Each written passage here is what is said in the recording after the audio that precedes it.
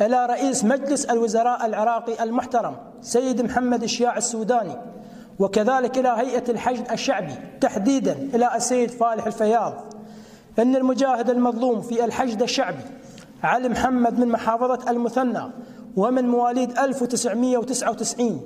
حيث إني لبيت نداء المرجعية المباركة في عام 2014 وتطوعت في صفوف لواء الثاني فرقة الإمام علي القتالية،